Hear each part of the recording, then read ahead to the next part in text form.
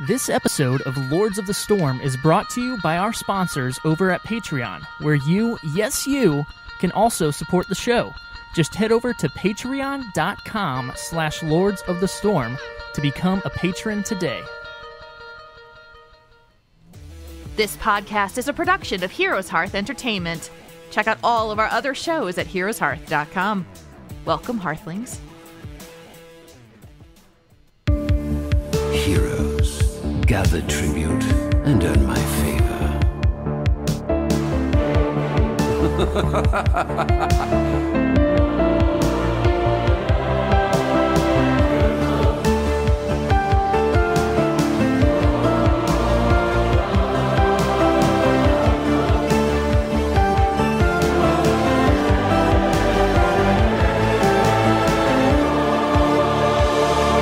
What do you say?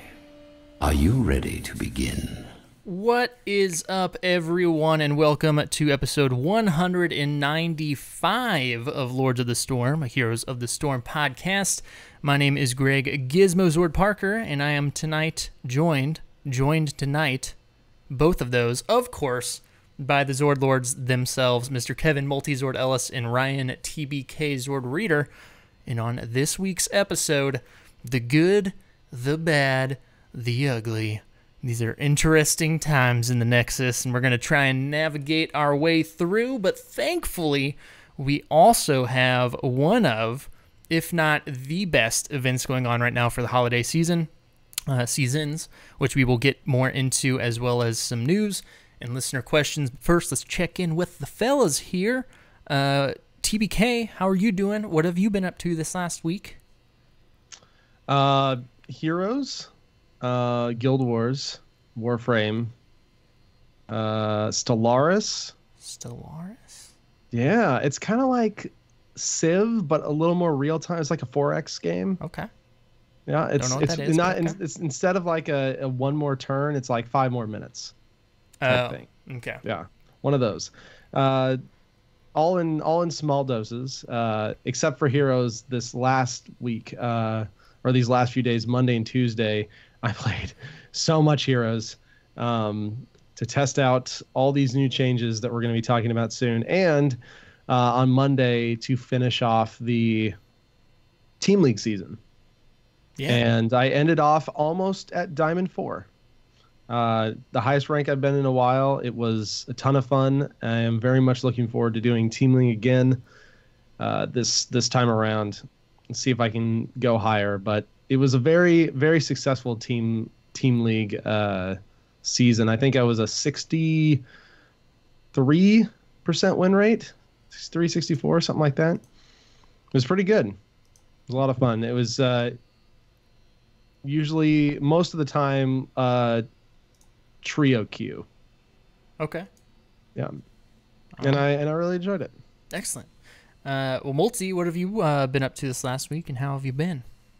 I've been well. Primarily Heroes, honestly. You know, I've been trying to edge everyone close to leveling, and now with the event actually out, it's really just a lot of fun to finally be able to get in there and look at your roster and say, okay, all right, what quests do I have? What am I really pushing for here? Who do I have close to leveling? And then finally just doing it. You know, I haven't gotten anything cool yet because I've only gotten really a few games in over the past couple days since it came live, but I'm ready for more for sure. Tonight, whenever. I've found sneaky ways to squeeze in extra games after work, so been actually playing quite a bit more Heroes for sure. Awesome. Yeah. Well, for myself, it's been an interesting week. I didn't get to play at all this last week because I was in Chicago for work, and then my stay got extended in Chicago for work. But then yesterday, got to the airport, checked my bag, my flight was canceled. Good thing, though, the gate right next to me was also going to Kansas City, and it was boarding as I was there, so they got me switched over, and my bag made it. So I got back. Nice. Yeah, it was the best cancellation, I guess. Yeah, that can happen.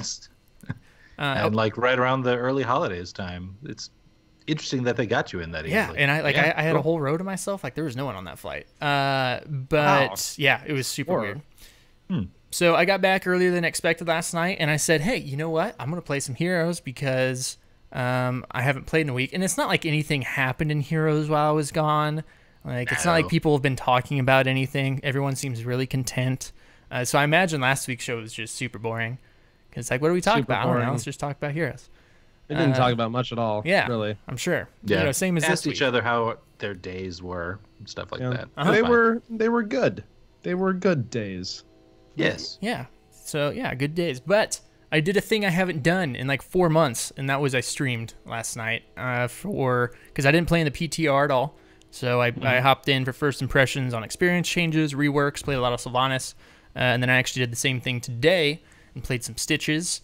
Dahaka I love that Dahaka skin, and actually joined up on the ranked win stream for a little bit because I kept getting queued up with, Kai and Kagiri in Team League. So very cool. Were you streaming the other night when we were playing? Yes, I was. Oh, I didn't even know. Okay. I was watching you while he was streaming the other night while you were playing. Yeah. We had a great win streak that night. Yeah. Cheers. The wins were not great, which actually brings me. I'll save this for when we talk about the live patch. Yeah. But Sure. Interesting stuff. So yeah, it's been a good week of Heroes, and I look forward to the rest of the week because work's a little slow right now. But yeah, let's talk some Heroes. We got some stuff to talk about, so we'll hop right on into the news.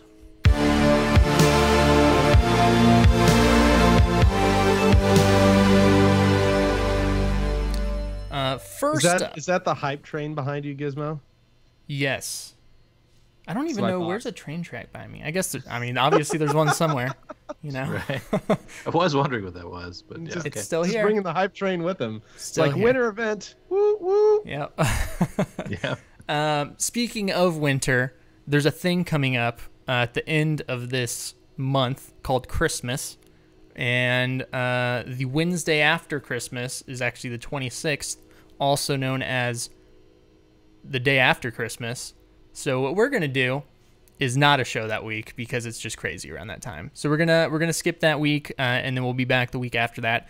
But don't worry, that's not next week. That's the week after. So we'll still be here next week, same time, same place, Wednesday night. It would have been an okay evening for me. Maybe I'll just do a solo show.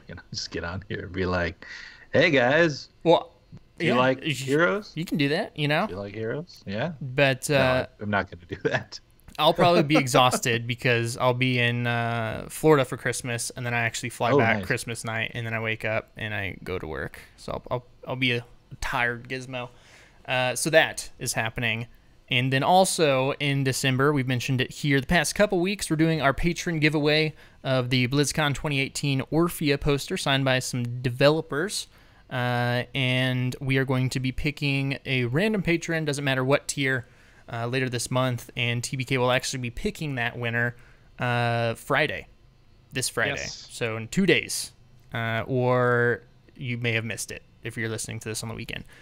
But we will announce that next week before we have our week off. So thank you to all of our patrons. Yeah, I wanted to try and get it out before Christmas so it can be like a Christmas present. Yeah, it's a good point. It's SantaZord. It's your new name. Ho, ho, ho. Yeah. What'd you call me? Merry Zordmas. Yeah. That was such an unenthusiastic ho ho ho. I don't know. Ho, ho. Merry Christmas. Don't know how to react to those hoes. That sometimes you say things and then when you say them, it instantly. Yeah, it happens. We're just gonna roll past it. Nothing happened here. Something that did roll past me. Oh man, look at that transition. The new season. The season 5 is here. This caught me off guard, honestly, and I think it's a little weird that season 5 of 2018 is starting in mid-December. But it did. It's here, and I'm also real sad I didn't get the crab mount because apparently that was last season's mount. Yeah. Did you guys get it? I missed it too, as a matter of fact. Nope. It's a real cool mount. Oh my gosh, guys! Seriously? Yeah. Mm-hmm. You seriously both missed the crab? I had only I didn't pay attention much, last season about the season rewards, and then I saw a crab randomly, and I didn't know what the heck it was, And then somebody told me, and I'm real sad. Literally one of the best mount walking animations in the game. It's so good. I was holding off for and in general, when it comes to like my approach to ranked, I'm kind of waiting for the Hero League and Team League to merge and the rework to happen and all that to really kind of dig back into it. And but no, I should have at least gotten enough done for the crab. No question. Yeah. I'm pretty sure I had like 7 or 8 of my Team League placements done. I just didn't finish it. So expect shame gifts on Twitter from me. It's I deserve them. I deserve them. But you know what? I'm already halfway through my Team League placements for this season, meaning I'll get the turtle. Not as cool as the crab, but it's still okay. But it is a toidle. It is a toidle, and it is the best mount for Mal'Ganis because it's a turtle riding a turtle. Yeah, it's true. That's a fact. It's pretty good. But yeah, so season, it started today, and then it will be going through March of 2019. And it says on here 2019 season 1, yet in game it says 2018 season 5. So which one is it? I'm guessing it's 2018. Maybe it will morph into 2019 season 1 as the day rolls over. Yeah, Let's watch that carefully. Yeah. But again, the mount's a turtle. It's pretty cool. And then you can get like a Deathwing turtle type thing if you're good at the game. You know, if you get good. I won't get that because I don't get good. Oh, yeah, it's got the Deathwing jaw. Yeah. That's pretty good. You know, the classic or epic seasonal mount. You throw some more spikes or armor on there, and it's epic. Yeah, and the tail, even the tip of the tail has more armor and spikes, which I appreciate. Yeah, it's like a, Ankylosaurus? Ankylosaurus. Yeah, yep. There it is. Exactly. Science. But that is happening, so, and, you know, we'll have a while with that. So hop in. Check it out. It's good stuff. But the live patch, this is also interesting. I'm kind of surprised they didn't wait to start the season until 2019. Like, they just did it whenever this live patch came out, because a lot of things changed. I don't know if you guys been paying attention here, because I know a lot of people in my games haven't been. And I have an issue with that. Not of people not paying attention, but I think ways that people should be paying attention.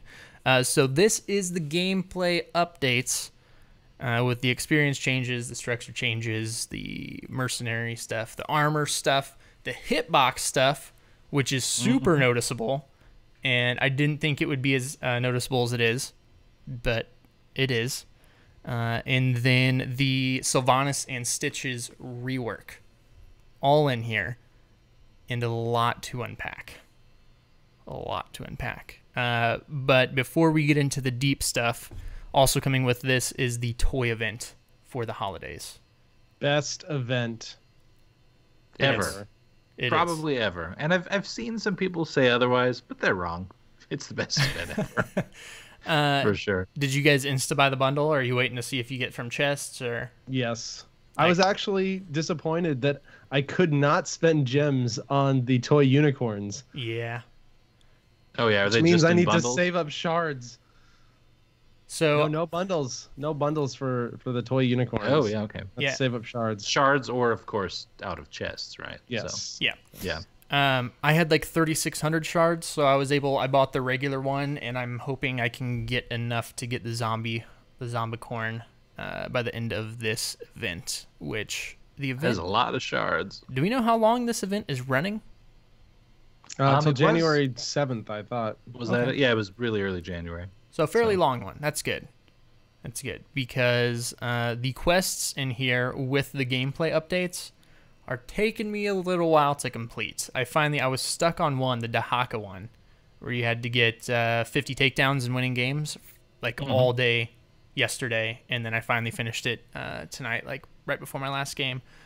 But it's just, the aesthetic of everything is really cool. So of course it's toy themed. You got the plushy bear Stitches, you got the action figure Valera, and the toy dinosaur Dahaka, which is the coolest skin in the game. Does he have a weird face? Yeah, he does, but it's okay because it's still toy Dahaka.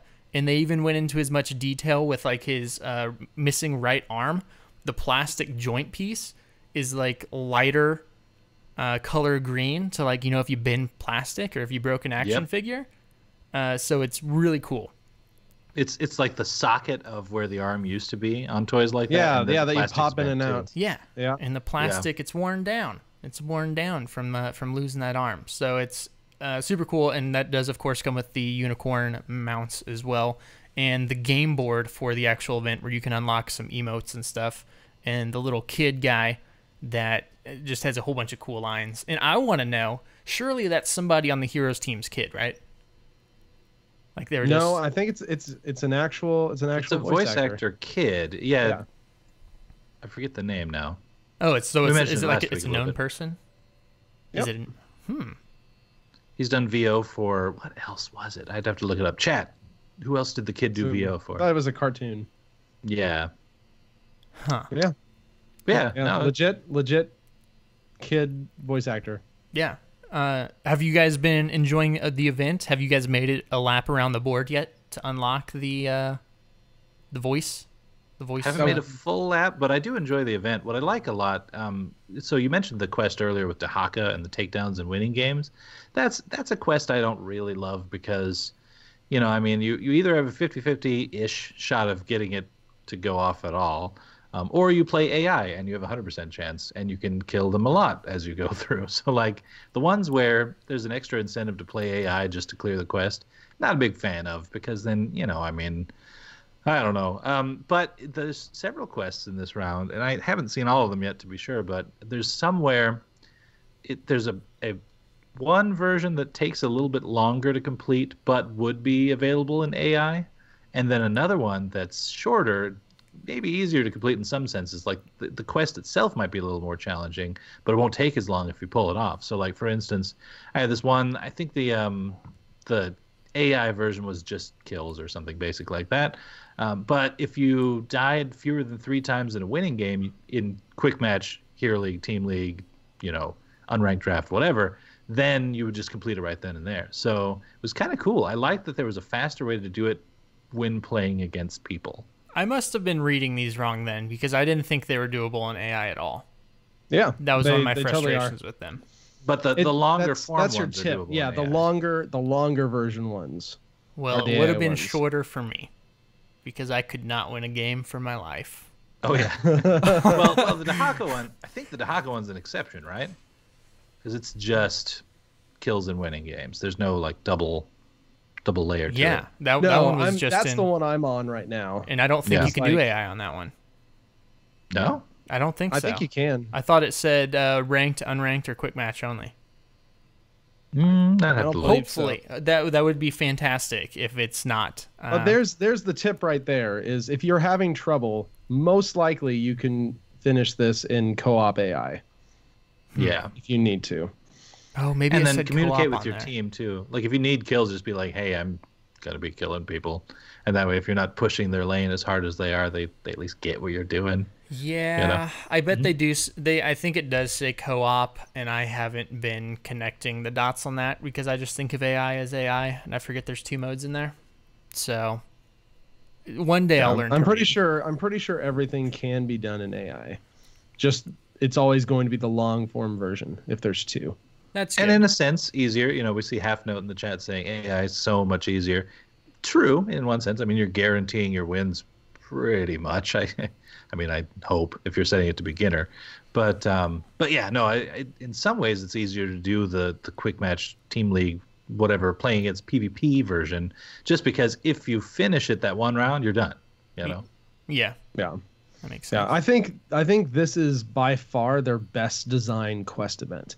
I love the little rolling on the board. I love the little mini objectives as you're going around. I love that it can be repeated endlessly for extra chests, which is really that's cool. Because that really hasn't happened before. So overall, I think this is a very good way to go about doing the events. It's much more interactive. The quests are good. I love the dual completion on a lot of them. I think that was a really, really good idea. I have no complaints. I think this is definitely their best iteration of the event quest system yet. Yeah. I think I would agree with that. And you know, with how long this event is, I don't feel the rush to where I have to, now that I know I can jump into the AI or co-op, I don't feel like I have to do that like I have in some of the past events, like the Orphea one and stuff like that. So Orphea, not Orphea. Orphea. Indeed. So I got some time to finish that stuff, and then if need be, if things get busy and I haven't completed it yet, I can hop in there and do that. So that's cool. But yes, everything else in here, there's a lot to tackle. I'm gonna ask you, where do you guys want to start? Actually, we'll start with this because it's small. Well, it's not small, but it's small compared to everything else. I think Where do you guys want to start? Let's start with this. Let's start with something small. How about experience changes? Well, No, I'm just kidding. No, this we can go over real quick, and that's the Volskaya Foundry stuff. So when Orphea came out, they had made it to where the Triglav Protector was no longer, or was not interrupted by damage. The channel. And wait. Okay, I read this wrong. So I thought they fixed it. Is it back to how it was now? No. Oh, okay. They're just putting the notes in from the hotfix they did to it. So it was interrupted by damage whenever Orphea came out, and then so they made it not interruptible to everything because the Eternal Feast was broken. But now they fixed both of those, so now it's no longer interrupted by damage, right? Did I say that right? No, you did not. No, because it used to be interrupted by damage. It used to be interruptible by damage. But then they turned it off. They changed it when Orphea came out because of a bug interaction with her Eternal Feast. Because you could throw Eternal Feast down on the Triglav, and it was big enough that you couldn't actually get into it. And since the Triglav counts as a heroic unit, the Feast would continue endlessly until the Triglav was completely dead. Oh, yeah. So they ended up changing it so that damage didn't interrupt the channel. 1, to fix that, and 2, to fix there were some circumstances they say even in the dev comment where you could get the objective, but if you got wiped or couldn't get in, the objective became worthless. Yes. So that kind of addresses the other issue at the same time. I guess I don't know why this was orange then. I got excited because I thought they changed something, but no. Yeah, this is old, and we have talked about it. So it was indeed a small thing. So now I thought the small thing you were going to talk about was the art, because this is actually really cool. Both Stitches and Sylvanas received several updated effects to their animations to match the gameplay updates. Sylvanas's in particular are amazing. Not only does we talked about both the reworks the other week. So when you activate her D now, she actually gets the little Banshee black wings during the time that's active. And they also changed her Hearth, so she will do her Banshee wail from the BFA cinematic as she is hearthing out. It is amazing. Cool. Like they did not have to do that, and yet it's just a love incredible. letter to the Dark Lady.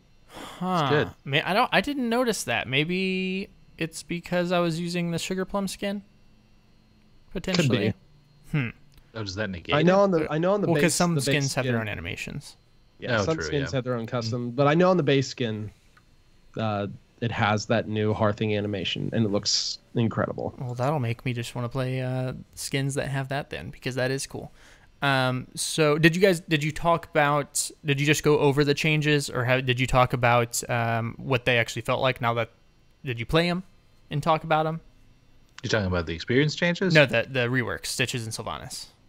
Oh, we talked about them in pretty broad strokes. Gave it a little bit of feedback there. We've had more time with them now. Okay, so Yeah, for sure. Let's start with Sylvanas then, because she was the first one I hopped into. I played Sylvanas for a real long time, a ways back, and it's been kind of off and on before, but I was excited for her rework.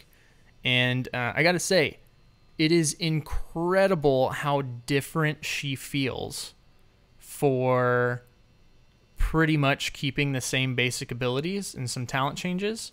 Her game style is way different, and I haven't decided if I like it or not yet. It took me a few games to get used to it and realize that, you need to get the 3 stacks on a target before you're really doing damage to them, and also that it was only auto attacks that apply that her new trait. but she can do some pretty hefty damage, and I like the interaction with her trait because you can still, you can use it if a lane's pushed out and you're needing to push a wave quick. You can use it on Merc camps, or you can, save it and use it when you have an objective to shut down those towers and fort or keep while you're pushing with it. So it's brought more decision to it. She's not great at camps anymore, though, in my experience. No, you just can't shut them unless down. you have to use your trait for it. Well, even then, her damage to them just isn't what it was.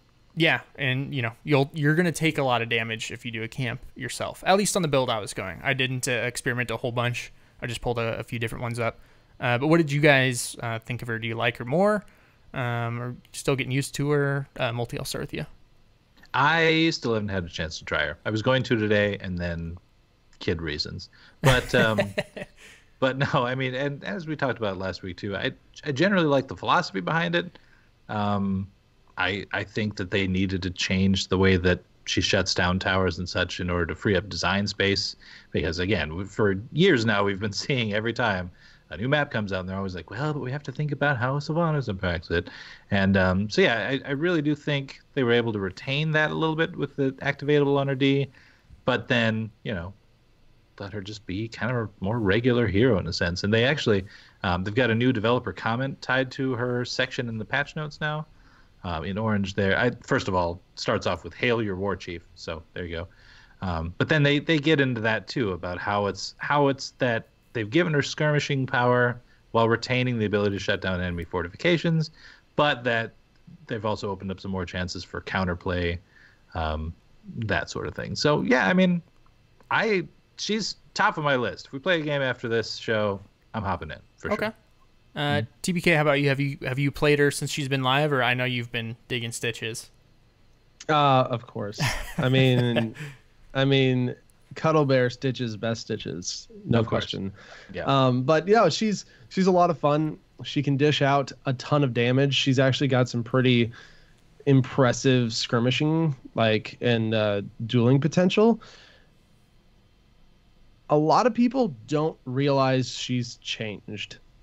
Ooh, I can see that. A lot of people are playing her like she hasn't changed still. Yeah. And unfortunately, they're usually on my team. You can't really split push Sylvanas anymore. It just does not work like it used to. You are an assassin now. And I think this is probably one of the biggest changes they have ever done to a hero from a role perspective. Before, and she had this play style, and now she has this play style, and it's a completely different play style than before, even though, like Gizmo was saying, it's the same abilities for the most part. A lot of the changes is in the talents, right? Mm-hmm. And so I don't know, it's very interesting. I don't know. I definitely commiserate with the people who liked her play style. Yes, it was potentially upsetting or one note or whatever, but it was a play style. And there are a lot of people who like Sylvanas because of that. And so with the changes they made, Sylvanas is, for many, many purposes, a different hero than she was before. Yeah, absolutely. And I think that was intentional. I think it was too. Mm-hmm. Don't get me wrong. I think they meant to do it that way. But at the same time, if you liked Sylvanas before, you may not like her now. That's true too. I was only going to throw in too that I also think the timing of this with the role rework is interesting, because it seems to me like this was planned to move her more into the assassin category, and it may be the plan to just flatly move her into the full assassin category and not like some weird mix of things. I mean, I know it is. Yeah, she's going to the ranged assassin general, category. But Mm-hmm. So, it's good timing for that kind of a change. Yeah, I mean, it's now it's like, what are they going to do with Murky because he is a melee assassin? And, well, yeah, he's a melee assassin, I guess. Stitches, though, I played Stitches today for the first time in a long time, just because I haven't really been tanking. And he seems pretty good right now. Like I like him. Yeah, he seems pretty strong. You can. Well, I didn't notice the hook range distance that much, just because again I hadn't played him in a while. I've heard some complaints about that, but he feels pretty darn good to me, and a lot of his talents there. He has a lot of sustainability. But TBK, I know you're the Stitches guy, so I'll let you talk about him a little bit on how he feels now. I love Stitches. I love the rework so much. The hook change is throwing me right the crap off, though. Like, oh, yeah. I still, it is going to take a little bit for me to get used to that change, because it 1.5 range doesn't sound like a lot, but when you've played Stitches as much as I have and you have the muscle memory for it, I have been missing a lot of hooks barely, and it really is annoying. So it's something that I'm gonna have to relearn, and it in some ways makes me feel like I have to take fishing hook more so at 16 than I did before. Well, so that's kind of interesting. Question for you. So, do you play most of your abilities or all of them on quick cast? Yes. Full quick cast, everything. Maybe until you get used to the range, you should switch hook to on release or regular. So you're actually seeing that meter come up. I mean, I would never ever go back to regular. Regular would throw you off. I play release. Oh my gosh, yeah. That'd be so. Oh, that would throw me off so much. But I have considered going back to on release for a little bit just to learn the range again, because yeah, it is different. If you've been playing him for a while, it is a significant change that you have to account for. However, his survivability is ridiculous right now. Yeah. He has tons of ways to self-sustain. He's got tons of ways to increase his healing. He's much more bruiserish. Slam is much more effective than it used to be. And the teddy bear skins are literally the best thing ever. Yeah. Like he poops Christmas joy when you take putrid bile. I have to see this. What does Christmas joy look like? Like white, or whitish blue, slimy, sparkly paint, maybe. That's what. I mean, I've never known what Christmas joy looked like, but I guess that's it. Oh, that's slimy. So sad. Yeah. You've never known Christmas joy your whole life. I'm not saying I've never experienced Christmas joy. Do you want to? The depressing part of the episode was coming later. Yeah, right. Do you want to like hang out? I mean, you could come to my in-laws thing if you want. Want to go get some barbecue? No, I just didn't know what like the actual like physical form of Christmas joy looked like. I didn't know there was such a thing. It's your family around a tree. Yeah. So he poops out families in trees. Carols. I hope so. See, that's what they should have done then. Him pooping Muppet out Christmas people. Carol song in my head now. Yeah. I need to get better at looking at some of these effects, because I feel like I used to be really good at it. Do. And I'm really bad at it now because so good. Yeah, I've been playing that. I was playing Dahaka the other night, and Captain Logan was playing, and he was like, "Are those Legos flying around for Dark Swarm?" I was like, "I don't know." Oh, yeah, I was in that game. Yeah, and then I hit it. I was like, "Oh yeah, it is." And then when you burrow, it's a pile of Legos too, and it's like, man, that's really cool. And I probably would have never noticed it unless you said something to me. You know what? Hey, I'm concentrated on winning. Thing. Yeah, the isolation is really cool. He puts like a frog helmet on people. I think it's a dinosaur, but it looks like a frog. It's really good. But yeah, back to Stitches. He's really good. I think he's got several builds that I've been playing around with that I think could be really fun.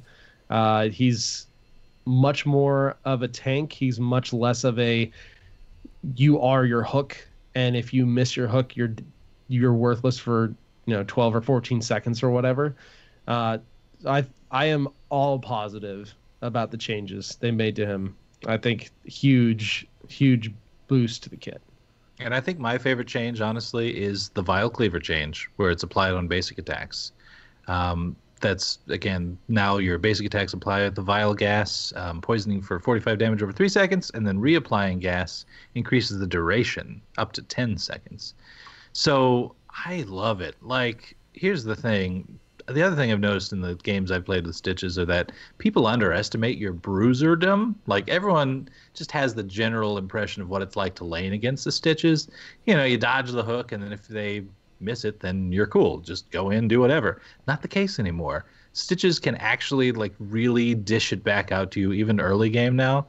So I was laning, actually it was one of the games with you, Gizmo. I think I commented on it too. I was laning against an Artanis in the top lane, just kind of doing whatever. He was really ripping into me early game, like early game. But by 4, I actually took, and it's probably not the best talent for the tier, I just wanted to try it, the Chop on your W. Hitting a hero with the inner area of Slam increases your basic attack speed by 50%. Was so cool, because then I was really stacking the vial gas quickly and just watching his health bar drop. So I mean, I don't know. He has a legit auto attack build. He does, actually, which is right so now. fun. It's really cool. Yeah, I love it when there's a bunch of those type of different builds. Yeah, well, for sure. So I think that's a cool direction that I kind of hope they go with Warriors in regards to, you know, they're going to have the Bruiser role, which will kind of be the off lane type thing. But right. I think Stitches can fit that now, and it's cool that they have builds for each scenario. I haven't tried that build yet, but I've seen there's several over on HeroesHearth. But I've been doing more of the sustain. Yeah. One last quick note about the hook I want to make, though, is that yes, it is shorter, but if you don't have the same muscle memory for it as like you do, TBK, in a sense, it's easier to land them. That's just true. In that, like, it doesn't go as far. You have to be closer. You have to be closer. But I mean, the travel distance to get the hook off is easier, and like, you know, and I'm a quick cast on release kind of guy anyway, so I'm able to see the distance before I get it off. And yeah, I mean, in that sense, yes, I wouldn't get the same hook that would hook someone who used to be further away. But if you just plan accordingly and just step out of the bush at the right time and get the hook off, you're still getting some of the same kills you did before and such. So, but I like it. It's also harder because of the radius reductions. Ooh, yes, good point. Good point. Yeah, you can't clip Kael'thas's cape anymore. Yeah, just suck him in. So, but we did get a dev comment for that finally. That was, I thought, one of the weirdest things going on in the PTR, and we talked about this a little bit last week, was, oh yeah, unit radius values for most heroes have been reduced by 5 to 15%. Cool, that's it. Next thing. Right. It's like, wait a second. Wait just a second. That seems like it's going to affect some stuff. And turns out it was just an effort to improve visual clarity. When many heroes are on screen, they've updated the art for the hero ring displayed under the hero, and to reinforce it, they've done the pass on the radius for the units, just because to make them closer to their actual graphical size. So they said they have said that if there's issues from it, they'll address those going forward. If there's some big discrepancies that happen, or because someone becomes worthless or something like that. Well, they can, if the consequences from that become too heavy, they can always increase the hitbox of the abilities themselves, which will not add to the clutter. But yeah, it's definitely interesting, because I feel like the rings, like the character rings, aren't only smaller, they're thinner too. So it's harder to actually see. But yeah, it's I'm fine with it, I guess. Aim for the feet. That's the big takeaway from this. Yes. Aim for the feet. Aim for the feet. Okay. Good to know. Yeah. Because, if you do more damage to people's feet in a fight. Yeah, that's actually great advice. Don't take that into real life, though. If you get you shouldn't fight. If you find yourself in a situation, though, do not just go for the feet in that case, because they'll just be like, "What are you doing?" Just kick him out. Like, I listened to Lords of the Storm, and they told me that you do more damage when fighting people and attacking their feet. Foot shot. No, FPS shooters. Right. FPSs, man. Forget headshots. Foot shots. Yeah. They do quadruple damage. So, yeah, just do that. Phoenix got some changes, which I was not aware of, and I just played some games on Phoenix. And some things make more sense now. I had a feeling he got some changes because some of the talents seemed different. But he's still, Phoenix is still Bay for me. He's still pretty good. Yeah, he's still real good. His kit's just good. Okay. Yeah. Have we stalled long enough? I think we have. I had to get in the right mindset for this stuff. Experience changes. They are here. In a quick recap, for those of you that may not know, there's no more experience earned from destroying forts or keeps. Now when you destroy the fort, you will gain that catapult once every third wave. But you will also, and this is new, you will be providing your team with a stacking 20% increase to passive earned experience. This is not on Towers of Doom. And then, wait, on Towers of Doom? Oh, no. Decrease. So you still get experience for destroying towers, but that's been decreased by 50%. Passive experience in general has been increased by 15%. And then they removed the experience gained by defeating mercenaries. Defending mercenaries. No. Yeah, okay, now I'm confused. You're having on a hard these. time tonight. I am. So what's the difference between gained by defeating defending mercenaries by 100%? What's the laning difference? mercenaries are different. So defending mercenaries are when you're capturing them directly from the camp. Okay. And you get that on kill. They had also increased the experience you got when killing them. And right. So from the BlizzCon build, it used to be you want to basically kill the mercenaries, not cap, to get the experience, not cap, let the enemy cap, and then kill the mercenaries again, and you get a bunch of experience. So they changed it so that you get the experience, I believe, on cap now. Is it on cap or is it on kill? They changed it one direction or the other so that you couldn't double dip, essentially. But they changed it completely by taking away the extra XP you got from defeating the laning mercenaries. So now it's only on the camps, and we can start getting into this a little bit. Hanamura Temple and Volskaya Foundry item camps are excluded from this change. So one of the things just in general this change has introduced inconsistencies. Mm-hmm. Now Towers of Doom is its own thing. It's got its own rules. Mm-hmm. Volskaya and Hanamura Temple mercs that are items, they don't follow the normal mercenary rules. And now, especially with this change, and this was the change they did between the PTR and today, which is they wanted to give forts and keeps something to entice you to actually kill them. So they provided your team now with a stacking 20% increase in passively earned experience for each one you kill. And so this to me is a really interesting way to go about it, because if you look at these changes, especially with the forts and keeps now, there is a heck of a lot of passive experience going on that there is absolutely no real insight into. Well, for clarification here, I've been running into this issue. It wasn't so bad yesterday, but all day today. The increase in passive experience does not negate the fact that you need to soak lanes. No, not at all. Oh, no, not at all. Not at all. And they're separate. We got to clarify that too. This is not soak that we're talking about. This is just base level experience you get for being in a game. Yes. Yeah. Like that. Yeah, that happens over time. And I kid you not. In multiple games today, I had people, when I was mentioning like the fact that people weren't soaking, the response was, "Oh, they nerfed that and they buffed passive experience." It's like, okay, yes, they did that, but soaking is still the main way you get it. And I took a screenshot of a game I played as Gul'dan. It was a 29-minute game.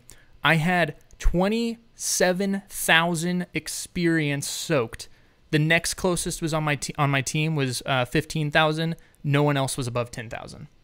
And the only reason we were in that game, they were four-manning it, just trying to fight and brawl. And our team was getting demolished, like in team fights. Was it quick match? Yes, it was quick match. Yeah, just quick match. Well, sure. And so the only reason we were never down like more than a level and a half. Like, and I kept it close because I was doing that soaking, but I couldn't do anything else. And this brings the issue here that I have with gameplay updates is I love them. I think it's cool to try and switch up how the game feels and plays from year to year, just to keep the game fresh. But if you're going to do something this big, you can't just throw it in and put, hey, here's gameplay chain updates on the launcher, things like that. People don't click it. The first time you launch up a game, when these changes go live, you need to have a video that plays explaining these changes. It doesn't have to be long. Just give a recap, like a quick thing, and make it not skippable. Like, just so people don't have an excuse to not know. Because I feel like so many people just don't know or don't understand. They made some efforts. One that I actually was impressed with is the change now. If you take down a fort or keep, if you've seen it, like on the fort, you see a little bit of text that says, increase passive experience or something like that. Maybe it even cites the 20%. So that was good. I mean, obviously that was a new change between the PTR and now. So there is an in-game visual on just that point. But again, I mean, I could see people who don't understand even the difference between passive and soaking experience. You seeing that and then being like, okay, well, I got the fort. I don't have to worry about this lane anymore. Like, there's still some minions that creep up from time to time. You should probably soak those. So yeah, I'm with you. No, I think just a quick video explaining something as big as this would have been good.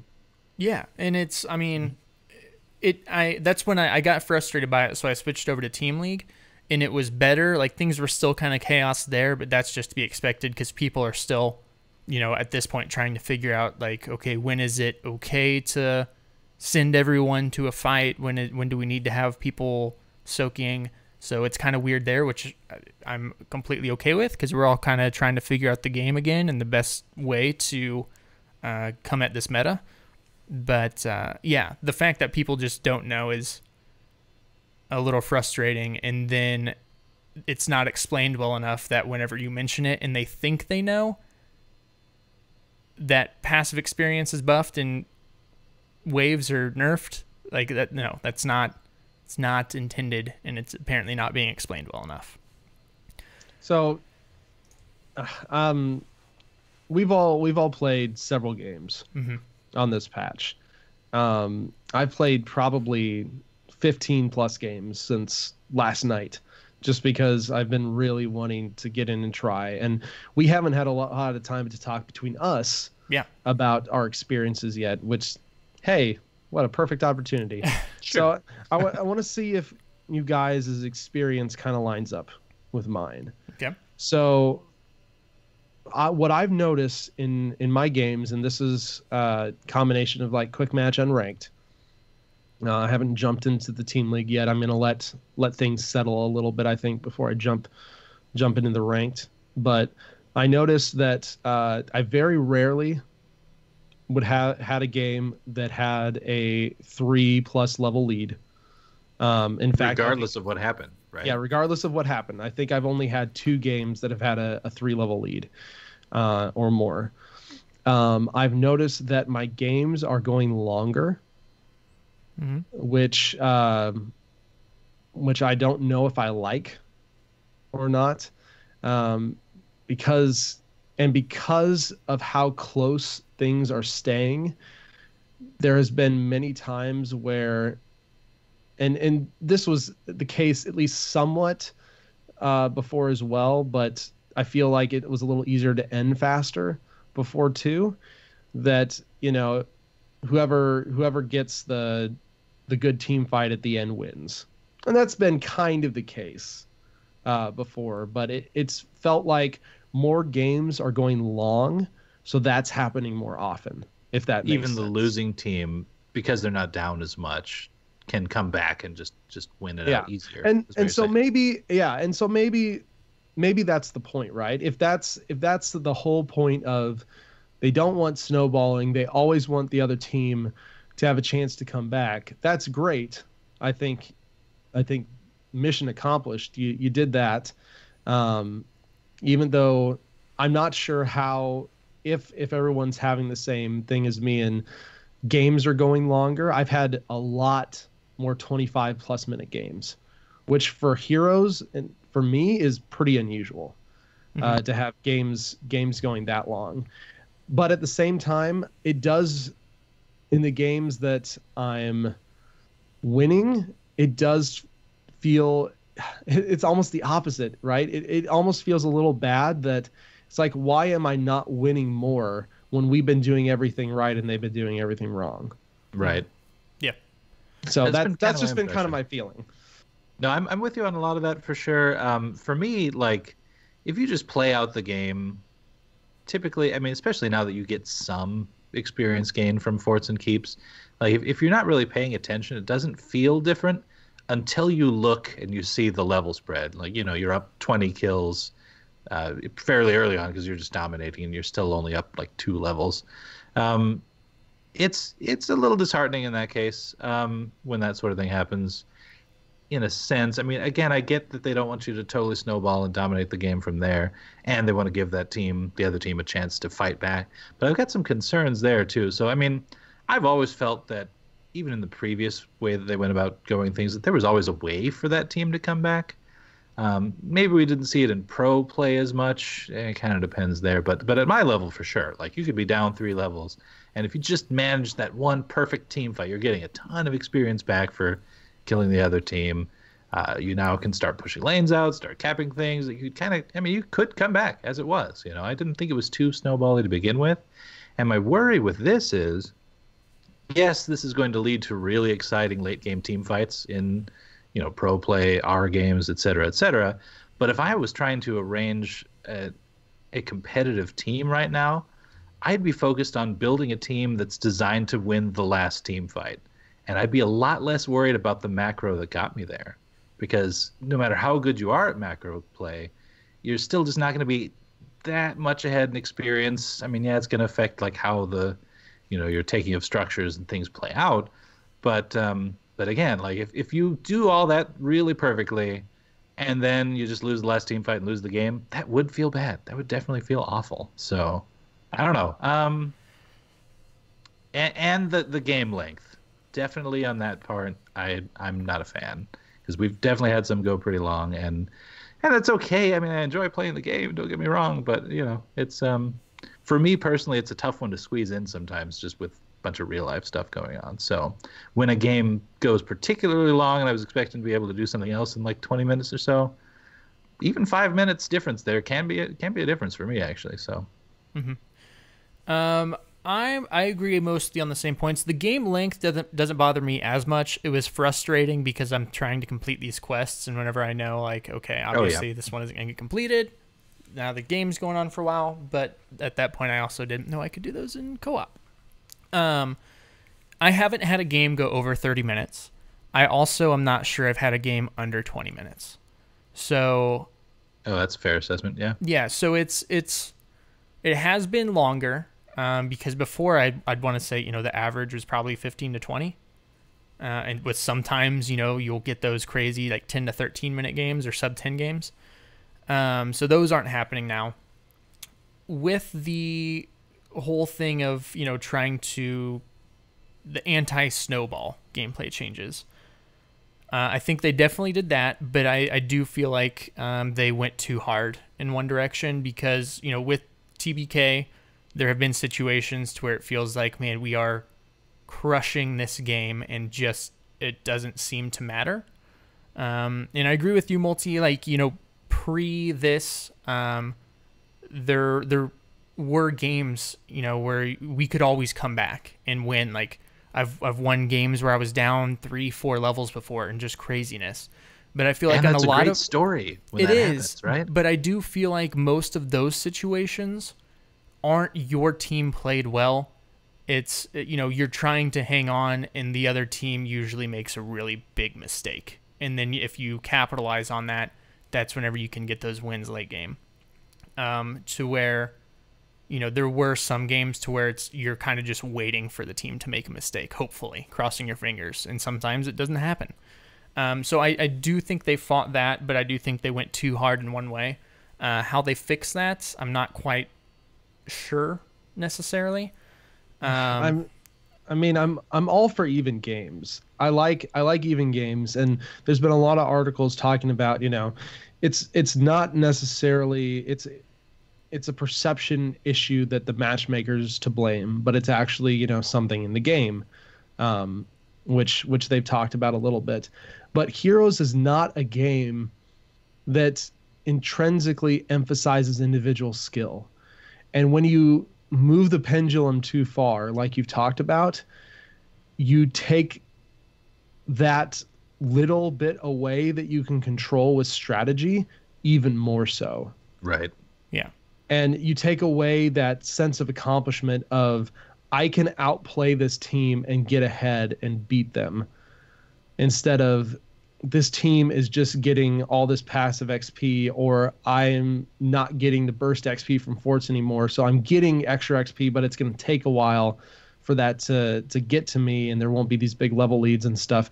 And from a pro perspective, that's been a lot of the arguments I've seen is I can't affect the game anymore, or it doesn't feel good when I'm winning, or that type of thing. And honestly, this patch for normal people doesn't play terrible.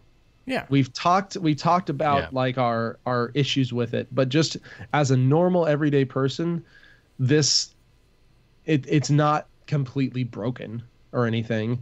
I can very much see how this could be a big issue up in more competitive forms of play, or more coordinated forms of play at the higher levels of like Team League or something like that. But I don't know. It's a problem. And Blizzard has said they have the data for this. Like, they have the data that snowballing was an issue. Okay. I can't argue with the data, right? Of how they know exactly how many games have 3 or 4 level leads. But at the same time, for me, it's one of those things that it's like, this is a problem I didn't know I had, that I didn't think needed fixed. Well, does that make sense? It does, but I also want to throw out there that while this gameplay update may have been its primary thing to affect the snowballing, gameplay updates like this, because we've done it before with the ammo changes and stuff, aren't always about fixing something. In this case, I think that was the primary reason, but it's also just about keeping the game fresh and changing the way you play the game. I don't think we need that in Heroes, though. Not to that extent. Like, I can see why other games do it, because other games are limited to one map. Right. You got one thing, you do it all the time, and when you do one thing all the time, it's gonna get stale. It's gonna get strategies developed around it. Heroes is not like that, though. Heroes has tons of maps with tons of different strategies, and more out each year, and more out each year. So in some ways, I would almost think that the balance should be on a per map basis, and not necessarily this wholesale thing, because we already are seeing that it's starting to introduce some consistencies. Towers of Doom is exempt from all experience and catapult changes. Mm-hmm. There it does make sense, at least, but yeah. Yeah, but what if they release more of those type of maps, and then it gets even wonkier? It's already hard enough for people to kind of deal with. I have to learn and know 12 or 13 different maps. But now, if things aren't consistent on a map-to-map basis, that can make it even harder to learn or harder to understand. And like I said, the whole passive experience thing, yes, there's not enough passive experience that you can ignore soaking minion waves. But at the same time, this update has introduced a massive amount of passive experience. 15% in the base, and then 20% increase every fort or keep you kill. That is a lot of experience that you have no control over, you have really no insight into, and if you do go too much that way, that takes control away from you even more to affect the game yourself. I am waiting a little bit for the math of the storm on that, though, because if passive experience gain is increased by 15%, does the 20 stack onto that additively in that it's now 35, or is it 20% of that new baseline after the 15%? Because that'd be a huge difference, and then how it scales from there. After, because like they took what the passive was before, they increased that by 15%. So that's now the new baseline of that. Yeah, so it'd be 20% of that. Okay. And then and thankfully, the community content shout out is that exact thing. Yeah. Perfect. Okay. Good thing I looked ahead. Anyway. But yeah, and you know, I can agree. I personally, I don't mind the changes. I think the direction is fine. I do think it needs more tweaking because it does feel bad when you're winning a game and you don't feel like you're winning a game and then you lose a game because one mistake. Like it feel, you know, it can feel sometimes like it's, oh, here's 25 minutes that just built up to this one point no matter what we did. So obviously some stuff there. I do like the fact that I feel like all of my games have been like utilizing the level 20 talents. It's not just like, half my games maybe get to level 20, or we get to level 20 and I get to utilize that once. Like level 20 talents are more of a thing now, which is cool.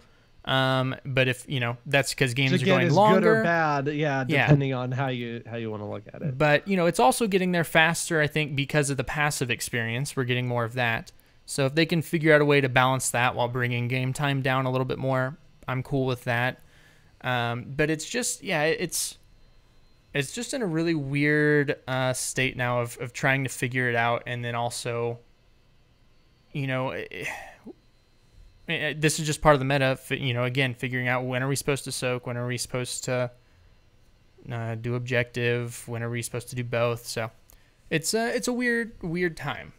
And I will say this though, now that the change is in and this new system's in place, they do have the ability to tweak the numbers how they'd want. You know, if the base passive experience gain increase of 15% is good, they could turn it down to 10. They could turn it up to 20.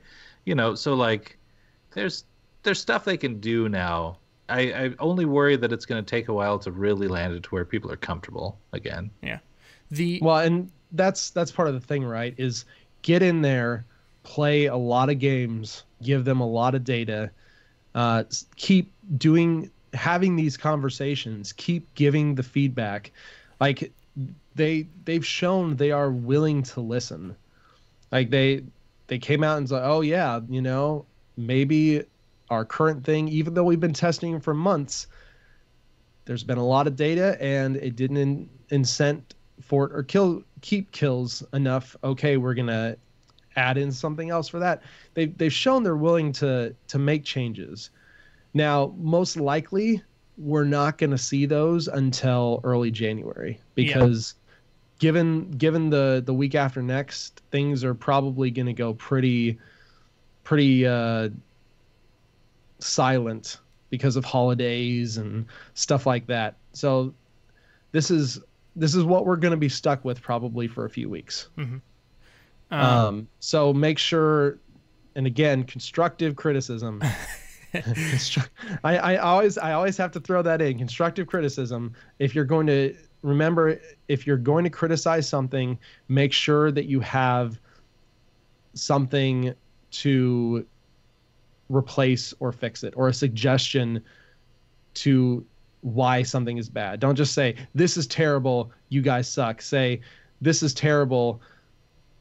That's still kind of mean, but whatever. At least be specific. Sometimes you have strong feelings. This is terrible, but I think this would be a better implementation. Yeah.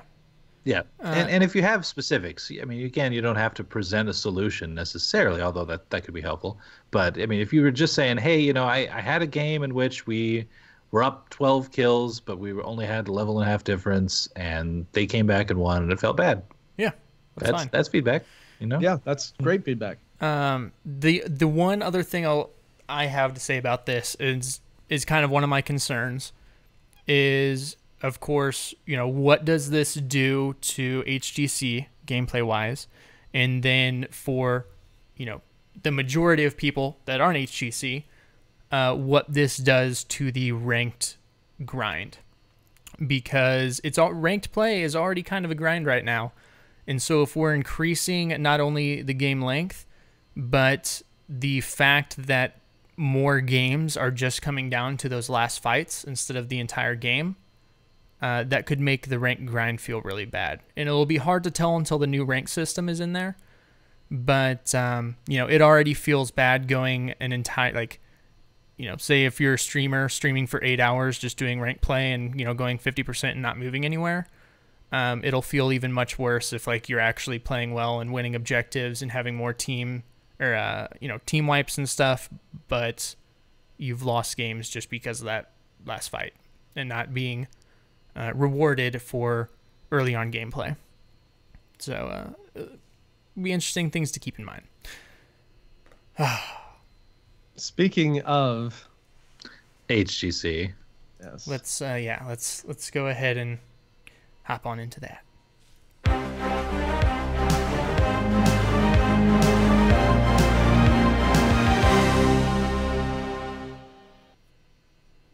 All right. So, before we get into this, I feel like I need to say happy things because that was some heavy stuff.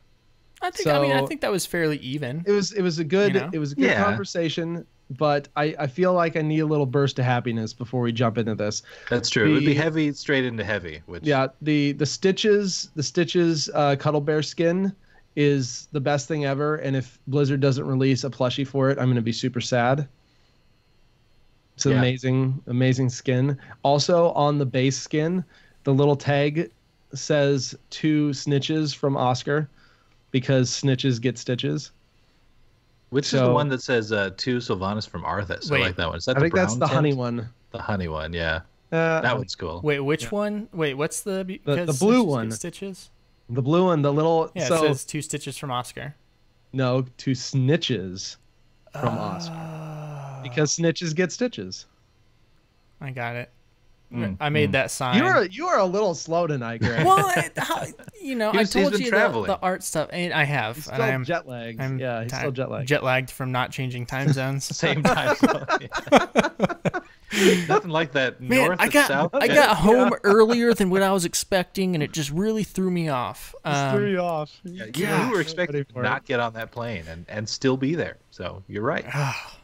You're right. And for those asking who Oscar is, Oscar Vega is one of the concept artists on the Heroes team, and he actually is the brainchild behind a lot of these skin packs and skin releases that have come up over the year. Super talented dude. Sprays and everything. Love him so much. Yeah, he has a very distinct style that you can...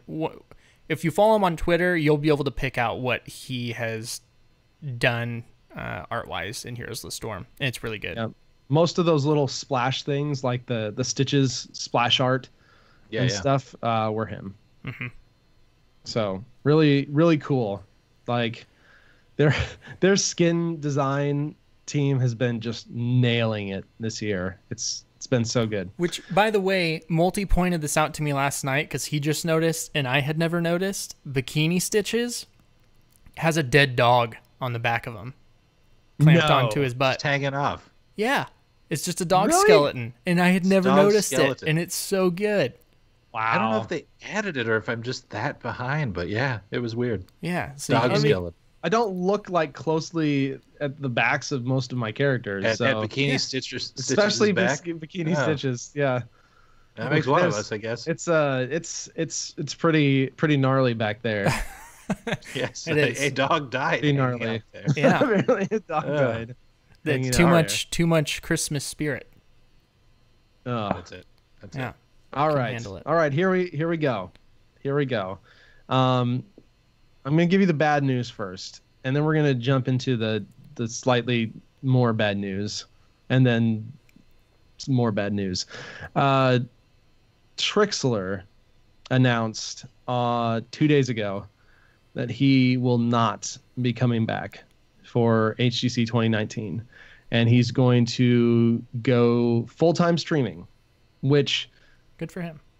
good for him. Yeah. That is so awesome that he is going to be able to do that. He's a really cool dude, a very charismatic guy. I am going to miss the heck out of him for HGC because he and Caldor, while it was weird at first, they grew on me a lot, and they had really good synergy, and by the end they were some of one of my favorite casting pairs. Yeah. I completely agree. We've had Trikslyr on the show once, twice. I know we've had him on. Yeah. Yeah, Super maybe nice. maybe we'll get him on again now that he has. Yes, I saw that. I did. But it's sad to see him go from the HGC. But as Boss is saying in chat, he's also a really good streamer. So it's awesome that he gets the chance to dedicate to streaming full time.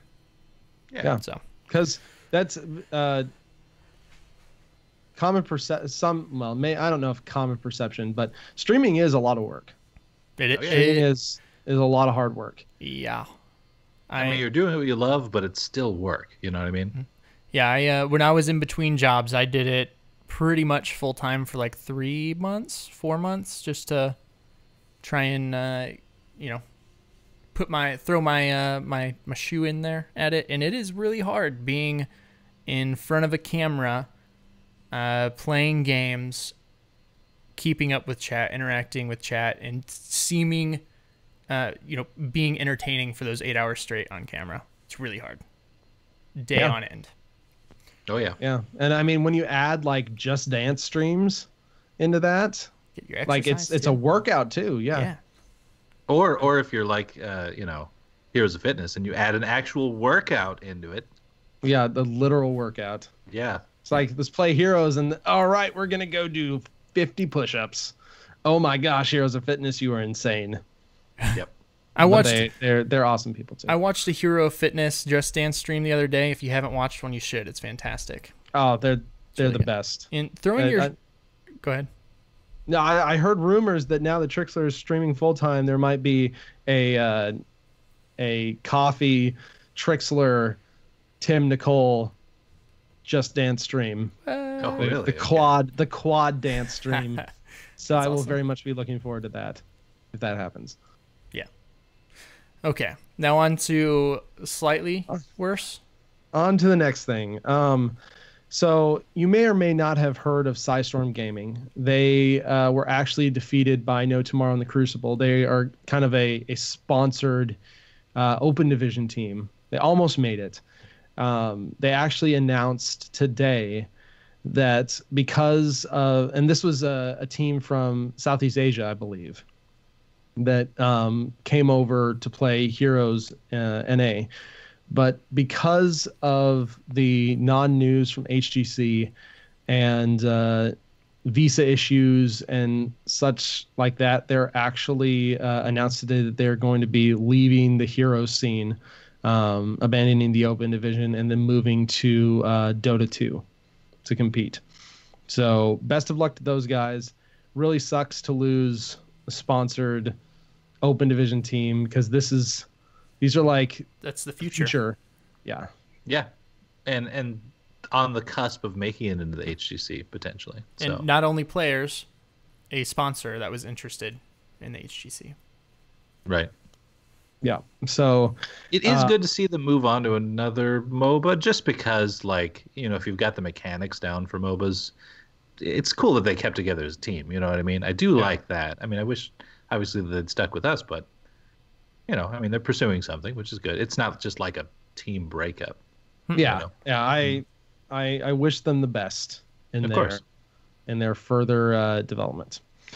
And now that leaves us with the elephant in the room, or I guess the lack of elephant in the room. The elephant is actually nowhere to be found. And in this ridiculous analogy, the elephant is HGC. We are several weeks beyond when we should have been hearing HGC news. At first, it was one of those things, oh, they're probably finalizing something, they're probably getting something ready, blah, blah, blah. As the weeks have kind of gone on, we've been seeing more and more posts from casters, from pros, from orgs who have not heard anything. Like, no hints, no, we're working on something, we're finalizing things. There's been, as of today, December 12th, complete radio silence from Blizzard regarding anything HGC. Yeah. And this, and I want to preface this by saying, my guess is the esports people within Blizzard are just as frustrated as we are, and most likely this is something that is much higher up the chain than just the normal esports people can deal with or have control over. And so I say that, preface that with, this is to Blizzard corporate, just kind of as a whole, it's just ridiculous. This is completely unprofessional, and it's ridiculous. Well, and there are dozens, if not hundreds, of jobs on the line. Many of them are contract. And when you wait this long, you're going to lose people because they have to find jobs. Well, and it hurts people is the problem with, because, like, I forget who it was, but I saw a tweet where someone was just saying, hey, Blizzard, I just genuinely want to know if I have a job next year.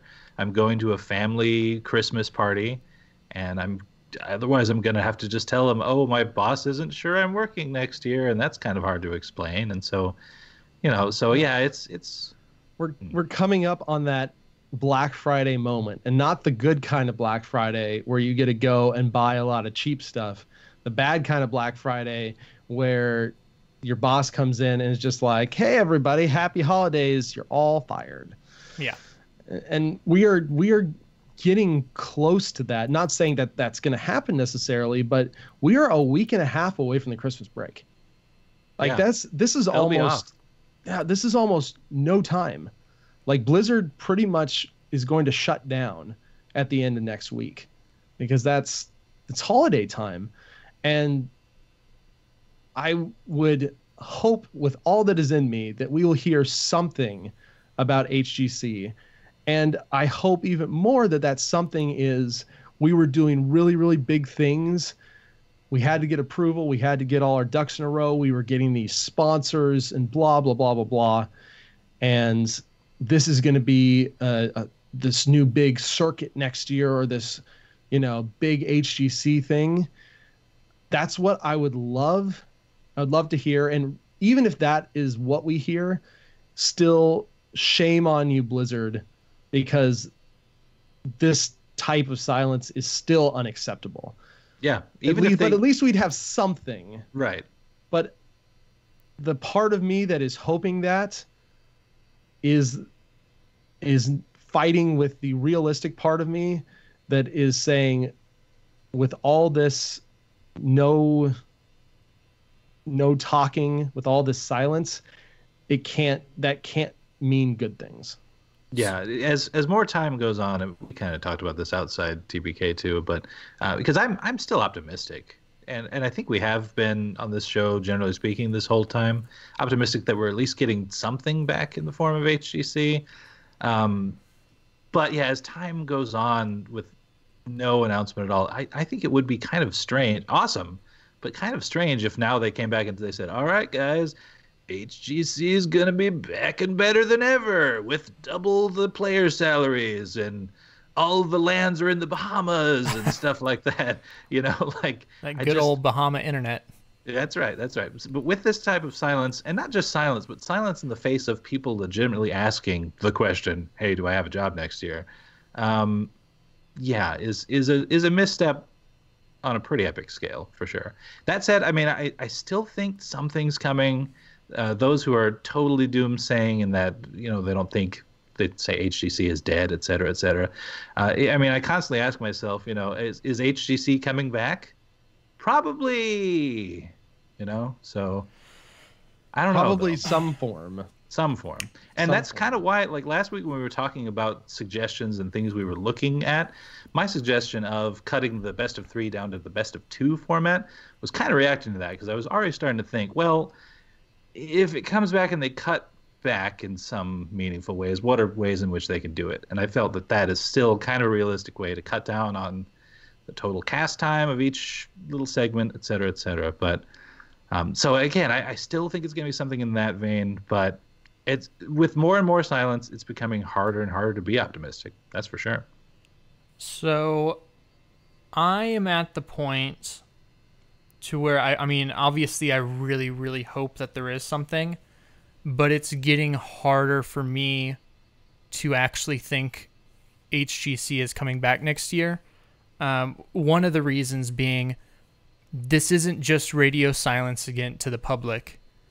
This is radio silence to everyone, which we've already talked about, but that is a huge deal. If they are wanting HGC to be bigger and better, and that's why this is taking longer, they are really messing up there, because no organization or sponsor, no new ones, will be coming to the HGC, because they will be wrapping up their budget spending and stuff by the time anything's announced. And they can't, you know... If I were a sponsor, I wouldn't commit to a team. No, not at all. Or, I mean, or a player, kind of. I mean, it's kind of scary. Just even the radio silence is scary. The thought of, you know, say they come back with something next year, I'd still be kind of afraid that Blizzard's going to pull the same move at the end of 2019. Well, yeah, it's just it's a weird thing. And again, this is because I've seen some responses to just Heroes of the Storm Twitter posts. There obviously hasn't been anything from Heroes Esports. About like when they announced the event and stuff, and like, oh, it's nice you're announcing this. How about some stuff on the HGC? The Heroes team has nothing to do with the HGC. There's the Heroes Esports team, and then again, that goes into the Blizzard Esports and further up. So them doing what they're doing to the game right now has nothing to do with the HGC. They don't know anything either. 2 separate teams. It's very separate. It's very separate. But another one of my biggest fears, and I have talked about this with several people. I've talked with TBK about it. I've talked to Pat Carrion about it. And I don't think I've ever said anything about it publicly. And I do not know any information. Let me say that right up. But just being, I've been at a company before who has been owned by a bigger company. In this case, that being Activision, who... I've firsthand experienced the bigger company over time slowly beginning to gain more and more control in doing what they want with the company. And within, you know, this past year, a lot of big names leaving Blizzard, Mike Morhaime stepping down, this happening to HGC. I just have a weird feeling that I feel like Activision is taking a bigger hand in decisions Blizzard is making, not just for Heroes, but for all of the Blizzard games. And that could be what part of this is, because it's not like Heroes Esports. I mean, they talked about when Heroes was announced, and then the first, you know, professional Heroes scene. When they made this game, they didn't really expect there to be a professional scene. It's just something that kind of happened. And it's been great. The numbers haven't really been great on Twitch for HGC. We've had some ups and downs. Numbers have been lower. You know, I don't think anyone thinks HGC is making a ton of money. And I feel like, in my thoughts, what could be happening now is Activision trying to decide if they will, because I don't know how much money they, you know, put into Blizzard stuff or anything like that, trying to decide if it's worth supporting for this next year. And again, that's just my personal feeling. I'm a little less worried about Activision as I am the changeover with Jab, the new president, and isn't there a changeover of the CFO as well? Did you say, TBK? Yeah, I mean, there's a new CFO, there's a new CEO, and me and you talked about this a little bit on the other show we did last week. It is very true that when and this has been something that I've experienced just in companies I've worked for, whenever there's a big CEO shakeup, sometimes a lot of stuff or even everything just gets scrutinized. Yeah. And everything has to be reapproved and everything has to be re-signed off on. And so it's possible that it's just one of those things where everything is super far behind because everything is going through review, everything is going through scrutiny again. That's totally possible. But again, and honestly, that would even be normal for a big company like this. But again, that does not give you a pass on a lack of communication to your talent, your players, and your sponsor orgs. And it's not, I see in chat, HGC is a relevant cost to Activision. It's not just the cost. You know what isn't just a cost to Activision? Overwatch League. That is their big money right now. So if you are a company looking to just make money, would you want to, even if it doesn't cost you much, continue supporting a league that doesn't do well on the MOBA scene as well? I won't say it doesn't do well, or that is a distraction from Overwatch League, or would you want to put everything into Overwatch League, which you can see that they are doing? I mean, look how many new teams that are coming this year. I mean, personally, I, as a company, wouldn't want all of my eggs in one basket, especially when I've got, so many decades of these different. I mean, we can't forget Hearthstone. We can't forget, although they do kind of, in some small degrees, forget games like StarCraft and WoW Arenas. But I mean, the MDI is totally new. It's an entirely new angle for WoW esports. So I mean, no, to me, if I were Blizzard, Activision, whatever, no, I would not put all my eggs in the OWL basket. Although you do kind of wonder, since they did win esports game of the year at the Game Awards, are they looking at that and thinking again about putting too many eggs in that one basket? It's possible. It's a weird thing. It's a frustrating thing. I also see that I went to confirm here. I saw somebody ask, like, what would happen to Lords of the Storm? Would we just stop? Would we go to another game? We don't do this podcast because of the HGC.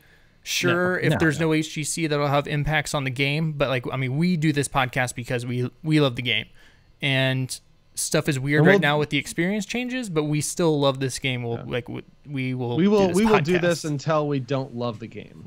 Yeah, fair enough. So we also do, we love the HGC and we enjoy watching it. So it would be really sad if there wasn't HGC.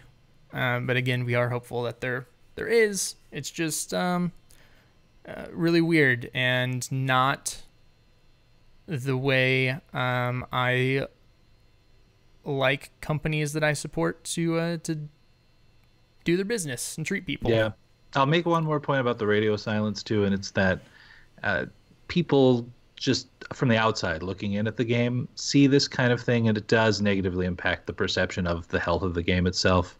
I hate saying any of this stuff, but so Steven, TankZord of former Cavalry fame, of course, hit me up on, he just tweeted me the other day. Not tweeted, he texted me. He's not on Twitter very much.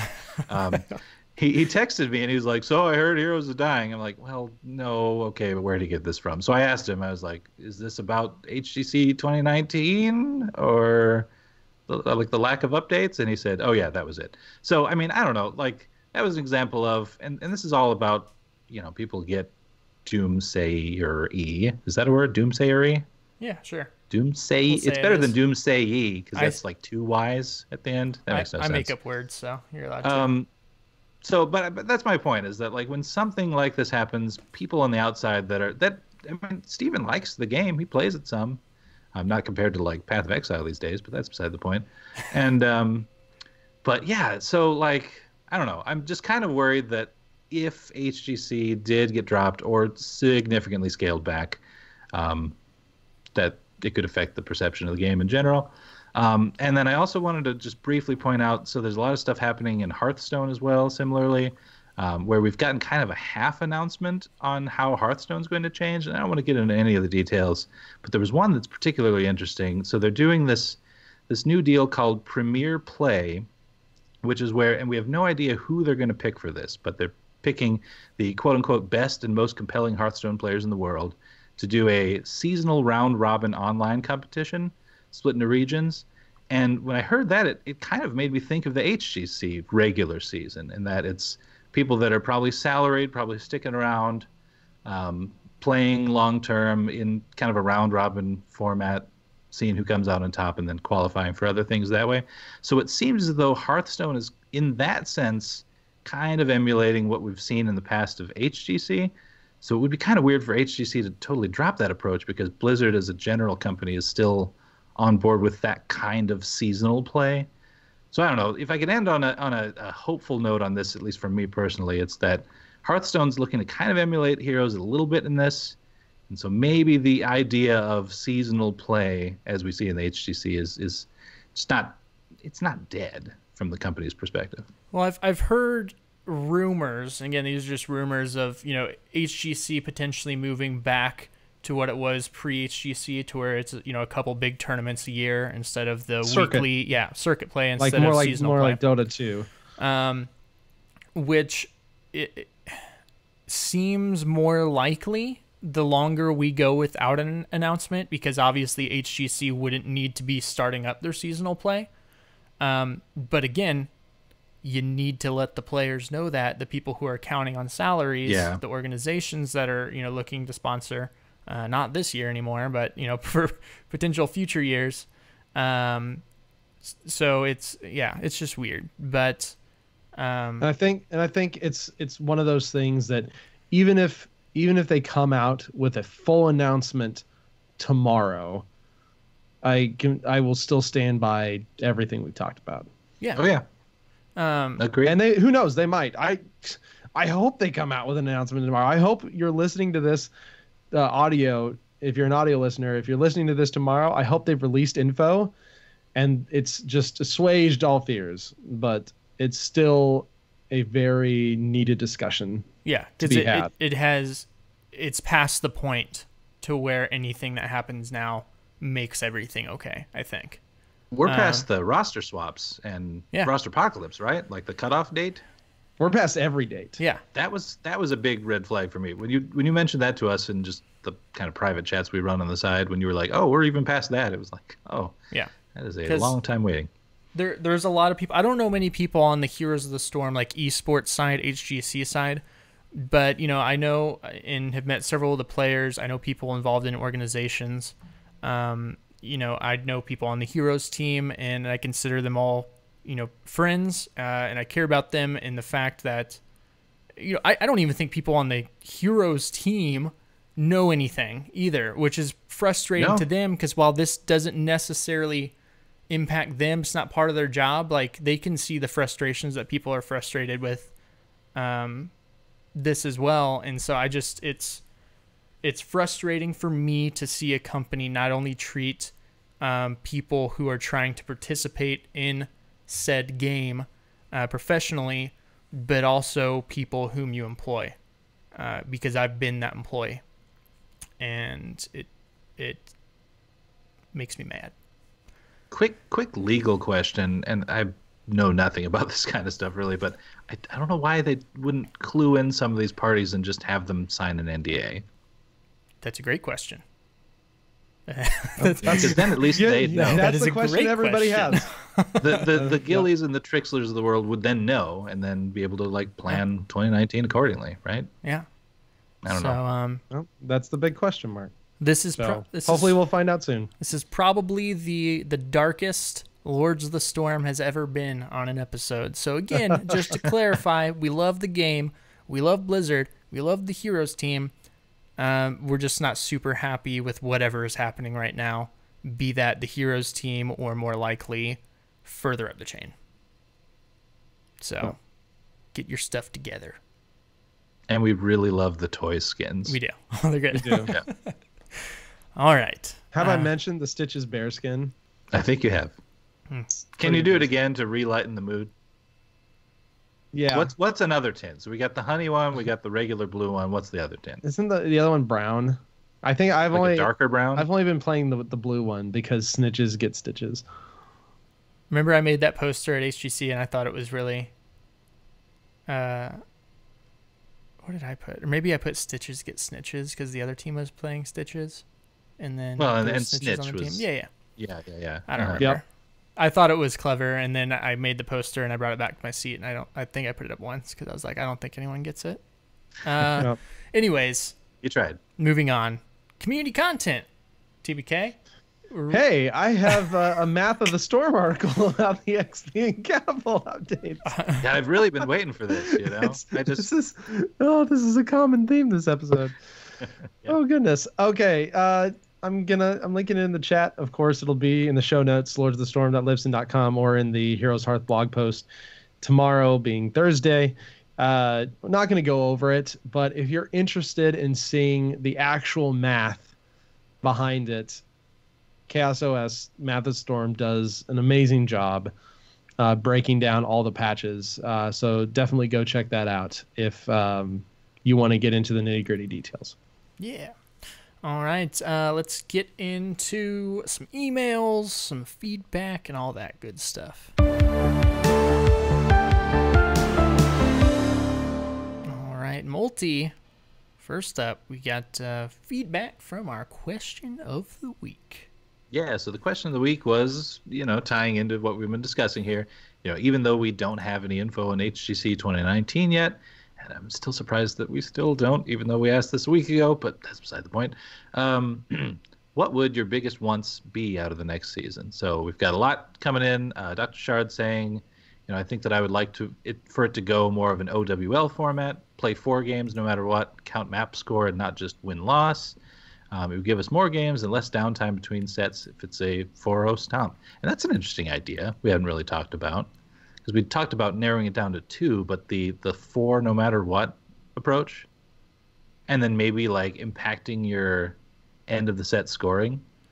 That could be interesting. See, I don't want to say what I would like to see in HGC 2019 because at this point it's more just frustrating. But I've always thought it would be cool to have, I think best of 4 would be, not best of 4, but 4 games might be too long, but games of 2, because I like the fact that, 1-1s are more likely to happen than like a 1-2. Kind of like a soccer 2-1 style. Well, yeah, and I think it does better story building because it's, oh, who's better? We don't know. We'll have to find out next time. And then also... I would like to see them have 2 separate streams, so you actually have 2 games going on at once. I think it would make the days shorter. I think it would make it easier to follow the teams that you're wanting to follow, and yeah, you can watch the games you want to watch. Those were kind of my things. I do think my favorite suggestion on here though is from Muffin Pickle, and it says invite Airbud to play on a team. There's no rule that says a dog can't play in HGC, and I thought about it for a second. And I totally agree with it because there are 10 movies and he has not done esports once. So this would be like a new field. Are there 10 Airbud movies? I didn't even know there were that many. There's like 10 billion of them. Yeah. There's probably like Airbud Shuffleboard at this point. I used to watch that first one all the time, the basketball one. That was one of my favorite movies. It had the creepy guy that was the clown that kidnapped him. And then the second one I think was football. I watched a couple times, but it has nothing on the first. Yeah, there's a lot of them. I think there's a hockey one, maybe. I don't know. Probably. Golden retriever and little skates. Right. I'm picturing the esports one though, and I just see a dog with a headset on, touching a mouse, and I love it. I do want this. Yeah. At least in meme form. That'd be fine. Let's see what else on here should we shout out. There's really a couple people looking to apply lessons of the OWL to HGC. Yeah. So that's good to see. And some like Night Vale writes in, the draft needs to be shortened, and adds a ton to a 20-minute game. So that's something we kind of talked about and definitely agree with. I like Captain Logan's contribution here. Gillyweed. That's what I want. So sorry, Captain Logan. Fair assessment. Not gonna get that one. She's doing cool things with Rocket League now, right? Yeah, it is true. Good for her. I've gotten back into Rocket League. It's a good game. Me and old ThorZord play it quite a bit. It's on Switch, isn't it? Yeah, it's not as good on Switch, but I like Parasites franchise team. So sponsors don't risk losing their investment if a team goes out in the Crucible. more advertisement to generate more interest in the game, more player spotlights, so you get a sense of who the player is. This allows players to build their brand. I agree with all that. Oh, that's so huge. We so need ways to allow individual players to build their brand. LDAP sathat battle chest. That makes so much sense to me, and I don't know why that hasn't happened. Yeah. That seems like a pretty no-brainer. Yeah. But yeah, there was a lot of feedback here, a lot of good stuff. But thank you guys. Do we have anything for next week? Question of the week? Not currently. Yeah, we'll tweet one out. Well, yeah, right? we'll do. We'll send something else out. So we have a couple of emails here as well. First one from LDAP Multi. I feel like we were just talking about him. He says, which rework will you prioritize playing and why? And we kind of touched on these a little bit earlier, but for me personally, I actually am going to say Stitches. I really like the change to, oddly, his auto attacks more than anything, but the just general bruiser feel. He's kind of one of those that, like, he's got totally new limits now on how to even play him, like survivability versus like how you're positioning yourself in fights and all these kinds of things. And I just kind of want to explore it. I think it's going to be a lot of fun. Yeah. But what about you guys? Which one are you more pumped about? I think we all know TBK's answer. Have I mentioned that I'm a Cuddle Bear Stitches main? Yeah. For me, surprisingly, after playing both, I think it'll be Stitches. One, because I need to add more tanks to my rotation, and I seem to be picking up the Stitches rework pretty well. While I'm having a little bit of trouble on Sylvanas, I'm starting to get the hang of her, but feels different. But yeah, so he'll be my priority, but I do enjoy Sylvanas as well. Next, Dagome. Oh, Dagome. It's been a while. Dagome. It has been a while, and he's got a lot to say. Yeah.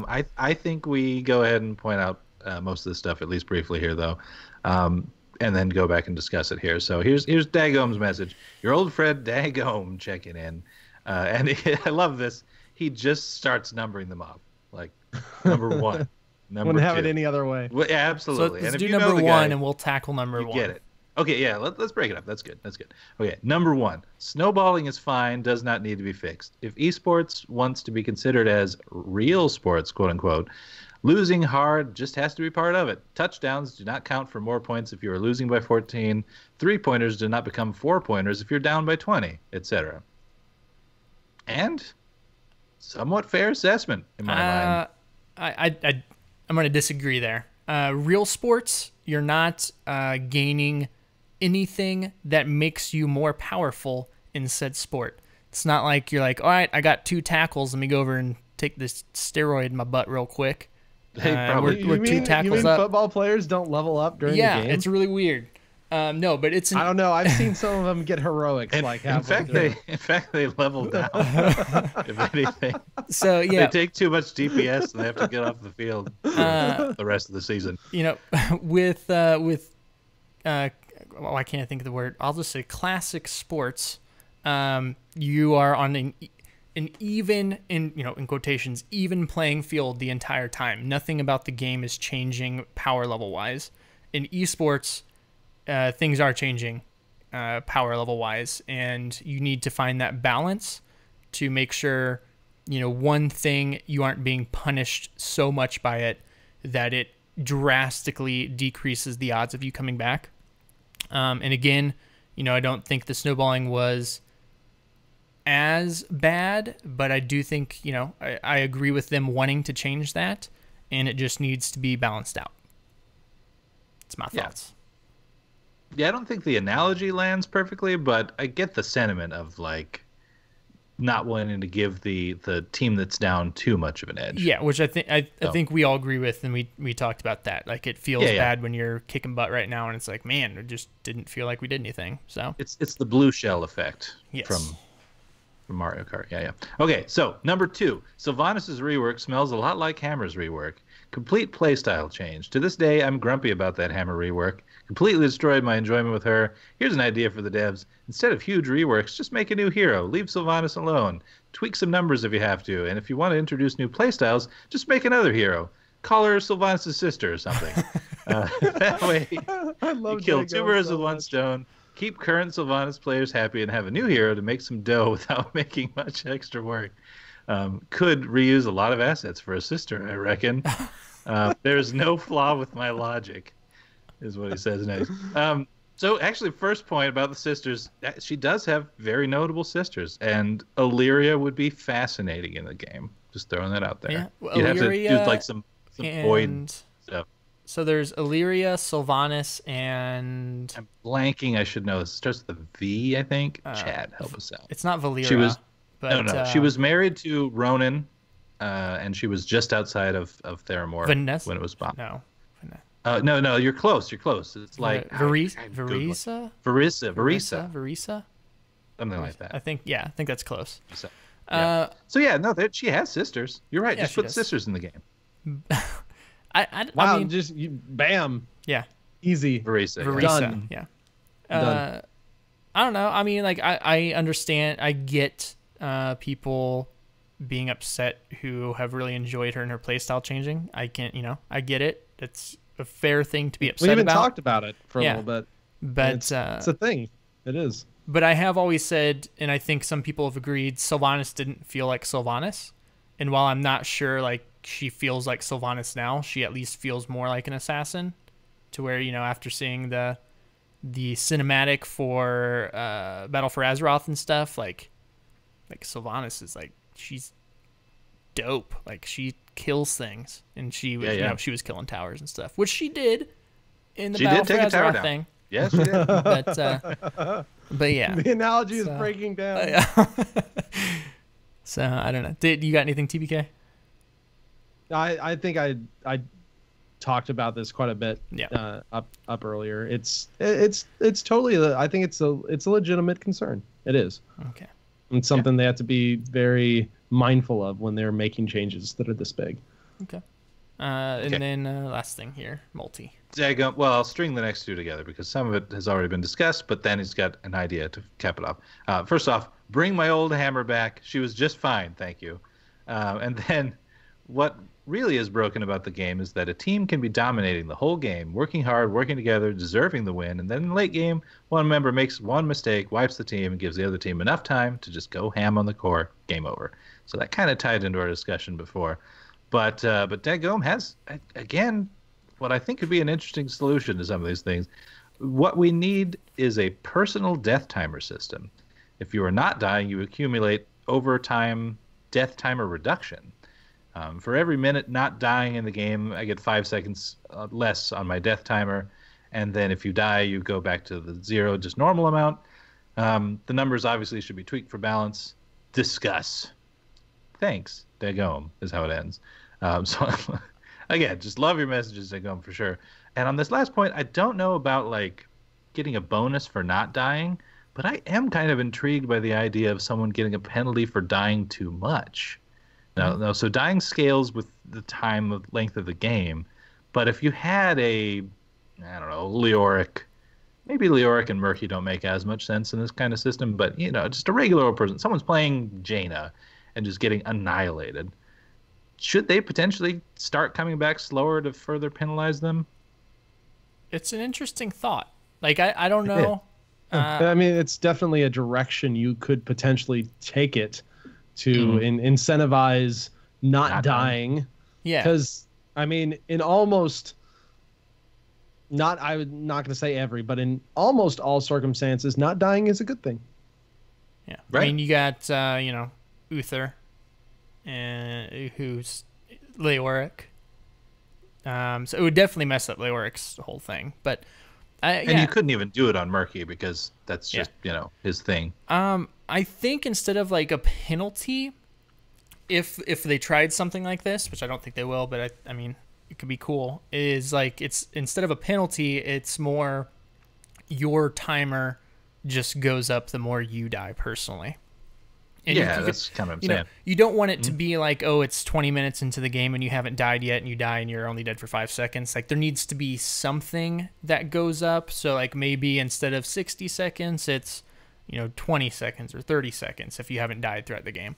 I think that could be interesting and could potentially, give you more playmaking ability, give you more personal weight on the game as well. So yeah, it could be interesting. I think. It would give the team that's ahead a little edge. I mean, again, I'm with you in that we wouldn't want to totally reduce their time, but if they've been getting the kills, they haven't been suffering from the even slightly increased death timers.